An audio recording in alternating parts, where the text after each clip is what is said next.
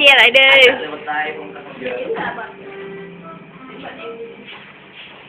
Rồi. Sao hay được để em cắn cũng trời ơi. Này phải mình cả hai đứa giúp nhau mới vui.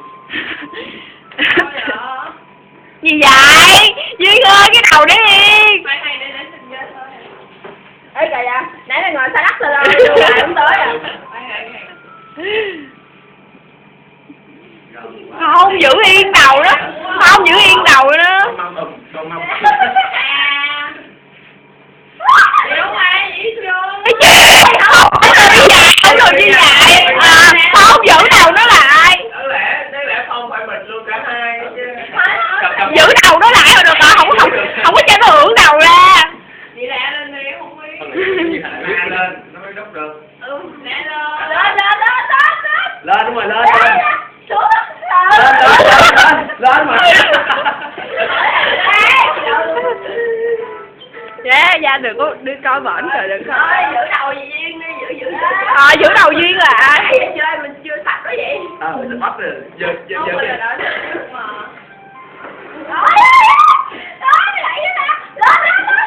Lên không tới đâu. Lên đúng rồi, cái đầu y nguyên nha Duyên. Đầu y nguyên nha Duyên. Đúng rồi, sắp xuống rồi. Ê, không cho Duyên cúi xuống chút. Duyên cho cái đầu cho nó lắc. Đúng rồi. Kéo tới nó mới dễ đúng. Để bảo My cũng lắc quá trời quá. Nhưng mà em dơ, nhưng mà cuối cùng em cũng dơ. Phải giờ mới cho lắc. Đúng không? Rồi cúi xuống. Cái gì vậy? Gì cười vậy? Không sao không dơ quần này. Cúi xuống. Lên, cứ lên. Kỳ quá, cái đầu. Giữ cái đầu nó lại. Lớn rồi nha. Yên tâm đi, không thấy đâu đừng lo. Cái quần gì hay. Vậy nha, đầu để nguyên nha, thật khỏe. Chỉnh sao lại? Chỉnh hai bên á. Quá, tới đó. Còn mày bắt sáng cơ à. Không.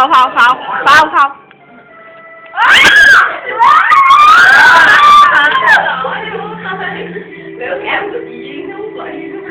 Hai muỗng nữa. Nhé rồi. Ngồi lên. Ê, quá Duyên. Đúng rồi. Càng. Đúng quân muốn bị chạm hát. Ngọc. Ngót đó.